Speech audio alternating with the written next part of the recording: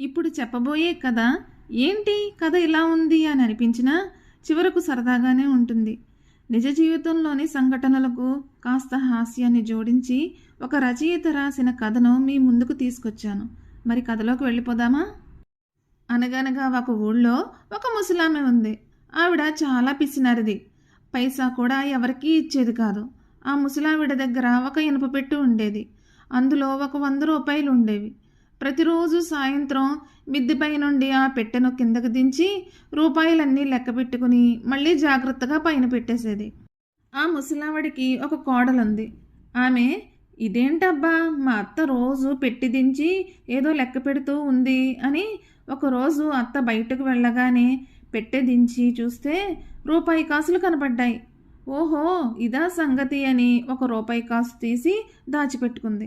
సాయంత్రం అత్త ఎప్పట్లాగే పెట్టి దించి రూపాయలన్నీ లెక్క పెట్టేసరికి ఒకటి తక్కువ వచ్చింది. ఇదేంటబ్బా ఒకటి తక్కువ వచ్చింది అని అనుకుని మళ్ళీ లెక్క పెట్టింది.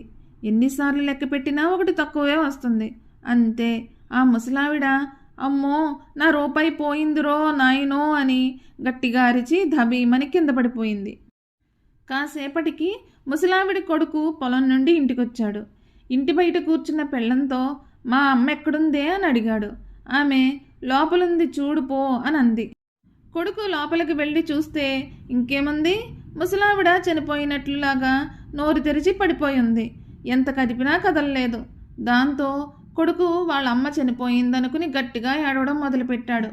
వాడి పెళ్ళాం మాత్రం ఏమీ పట్టించుకోకుండా హాయిగా అరుగు మీద కూర్చునుంది. వాడది చూసి, ఏమే అత్త చనిపోయిందనే బాధ కొంచెం కూడా లేదు నీకు, ఎవరైనా చూస్తే ఏమనుకుంటారు, కాస్త ఏడవ్వే అన్నాడు. దానికి ఆమె, అప్పుడే ఏం ఏడుస్తానులే, మీ బంధువులు రాని అప్పుడు ఏడుస్తాను అనంది. సాయంకాలానికి బంధువులంతా వచ్చారు. అప్పుడు వాడు పెళ్ళాంతో, ఏమే మన బంధువులంతా వచ్చారు, ఇప్పుడన్నా ఏడవ్వే అన్నాడు నెమ్మదిగా.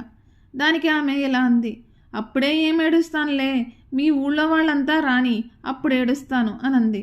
కాసేపటికి ఊళ్ళో వాళ్ళందరూ కూడా వచ్చారు. అప్పుడు వాడు పెళ్ళంతో, ఏమే ఊళ్ళో వాళ్ళు కూడా వచ్చారు, ఇప్పుడన్నా కాస్త ఏడు అని అన్నాడు.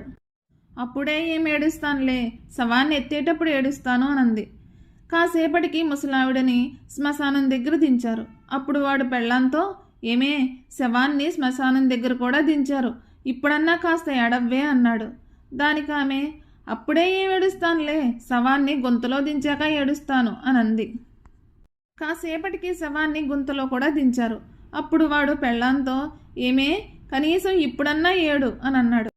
అప్పుడు ఆమె గుంత దగ్గరకు వెళ్ళి ముసలావిడిని చూస్తూ, ఓ అత్త, నీ రూపాయి ఇదిగో, ఎవరికి కావాలి నీ బోడి రూపాయి అని గట్టిగా అరిచి మీదకు విసిరింది. అంతే. ముసలావిడ, నా రూపాయి దొరికిందా అంటూ టక్కున పైకి లేచి కూర్చుంది. అది చూసి అందరూ నోరెళ్ళబెట్టారు.